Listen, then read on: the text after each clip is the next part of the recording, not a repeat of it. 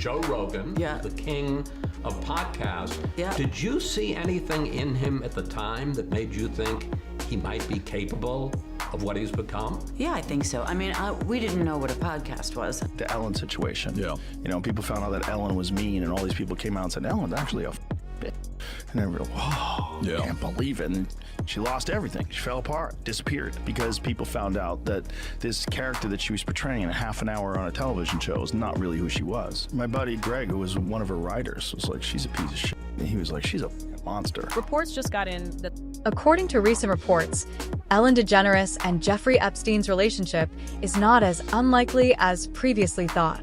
Insiders claim that in addition to being the complete reverse of the friendliness and optimism she advocates, Ellen was also firmly ingrained in Jeffrey Epstein's inner circle. So deep that it was said that Epstein's notorious island, Little St. James, served as the backdrop for her television program. That Ellen DeGeneres' stage set is exactly the same as on Epstein Island, with all the couches, the same colour, the same soft furnishings, palm trees, window, everything to the T. And I'm like, really? Ellen's not that nice. This was after you went on the show? After I went on the show. What was it like meeting Ellen? And is she a good person? Let's just all go back to 2017, where I was the first person to call Ellen out before anyone else. You called her out? Yeah. What do you mean? I called her out. I was like, Ellen's not that nice. This was after you went on the show? After I went on the show, and the world blew up about it and was like so mad at me about it, and then someone else said it, and then it was like, oh my god, Ellen's so nice. Oh, okay. That the Epstein files reveal Ellen DeGeneres as, and I'm quoting this directly from the Post's, Hollywood's most prolific that she consumed human... Ellen DeGeneres has been the focus of controversy and bizarre conspiracy theories for a while. There have been complaints about a poor work environment from previous employees. It didn't have to go down this way. She could have been brilliantly talented in front of the camera and carried that backstage, and she didn't. Every Friday we were shaking, who's going to get fired this Friday? Pizza eating and Ellen's name have been mentioned in passing in the Epstein files. Crazy idea that I will order pizza, and so if I do, I don't want it to go to waste. Who will eat pizza if I... Jennifer? Yes? Harrison? Then Joe Rogan makes this terrifying admission that completely opens the curtains. The only two known contacts of Las Vegas hitman Stephen Paddock, Jesus Campos, and Stephen Schuck met with Ellen DeGeneres on October 18, 2017. The shocking events of October 18th were recounted in this, the only interview that both of these men ever agreed to. However, this kind of interview doesn't just happen. Paddock. And do not ask me for sources, but Stephen Paddock. Who's that? He was the guy that shot up the Vegas concert. That was a very tragic thing. Listen to this. The only guy that saw Stephen Paddock alive, his name is Jesus Campos. He was a guard at Mandalay Bay. He got interviewed nowhere else. You know where he got interviewed in the beginning? Ellen. Really? Weird. And then they went on, if you could find that clip, they went on with a weird diagram of how it happened, and Ellen's showing the people how it happened. Not like an emotional, how are you feeling, how are you holding up? It was a weird diagram of and then he went to the left and to the right. It was very strange to, look, what the hell's going on?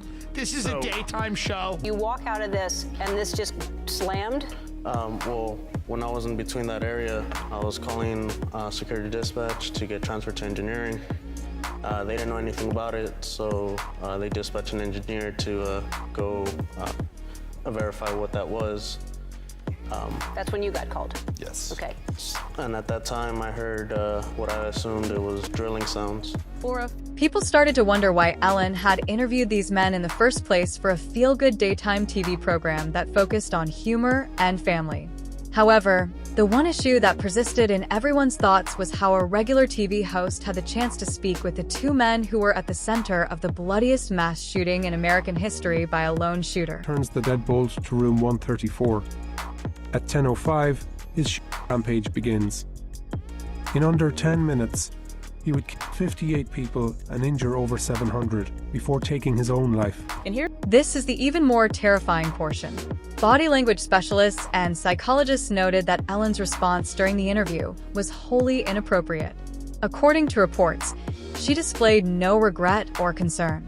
Instead of focusing on the reality of the event, she conducted the interview as if it were a summary of a CIA report. This is where rumors of Ellen's involvement with CIA agents and a sinister inner sanctuary started to circulate. Because the daytime TV host persona quickly wears off when you combine this with her claims to be close friends with former U.S. President George W. Bush. However, things worsen. Music, because the lineup got steeper when viewers connected this thread to Ellen's purported role in what happened to her DJ, Stephen Twitch. DJ Twitch arrived at the Oakhaven Motel in Encino on December 13, 2022. A few hours later, employees heard a tremendous noise and promptly dialed 911, but it was too late. All right, we do have some tragic breaking news coming into our newsroom right now.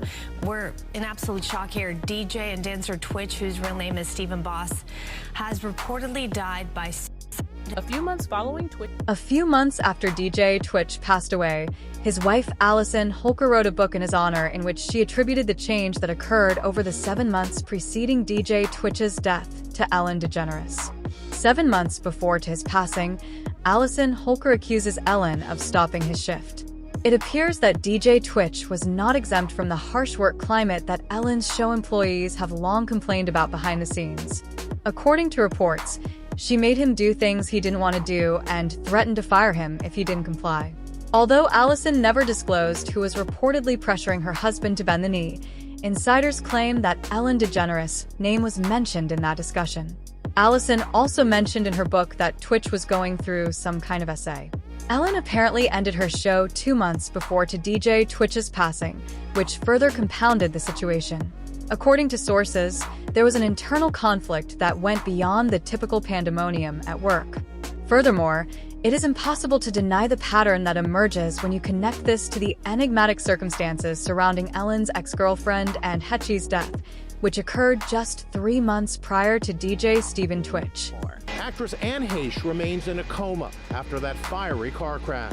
Her condition is far worse than originally believed. Oh my gosh. According to her spokesperson, she's in critical condition and on a ventilator. Her burns will require surgical intervention, and she has significant pulmonary injury. And Hetchy went to a Venice Beach hair salon about half an hour before her automobile crashed to purchase a bright red wig. According to sources, the wig served as her disguise while she fled, purportedly due to an incident involving Ellen. Here are some comments made by observers regarding the mystery surrounding Anne's death. According to news reports everywhere, she suffered a devastating brain injury and never regained consciousness following the impact. There was no blood on her head or the gurney when she sat up on it. What's happening here? He looked up top and said, "Hey, can I buy that red wig?" I said, "Sure." So I went up to grab it for her. I told her, I said, "It's not cut or styled." She says, "No worries, I want it anyway." Did she appear in any way inebriated or drunk or impaired? She did not. She wasn't slurring her words. She had bright, beautiful blue eyes. Therefore, no one will discuss her requesting a red wig from him at the salon. It appears that she was attempting to hide, as if she was fleeing from someone and crashed her automobile in an attempt to escape. Hetchy was supposedly involved in a car accident while working on a documentary that exposed adrenochrome harvesting and CT rings in Hollywood. For decades, there have been rumors in Hollywood that budding celebrities are being cultivated behind closed doors for darker ends. Additionally, sources suggest that Ellen DeGeneres was there in the same room where the names of Diddy, Usher, Harvey Weinstein, and Jeffrey Epstein were spoken. Insiders like Cat Williams, Jaguar Wright, and now Joe Rogan have reported that Ellen's platform was one of several that were reportedly used to buy young superstars into a life they did not want. To talk about Epstein and to talk about Diddy and to not see them as the same situation. Like, there's so many intersections between Epstein and Diddy that we're not even paying attention to. And people who were regulars in the Epstein crew. Like, So tell me about your birthday party. Am I invited? Yes.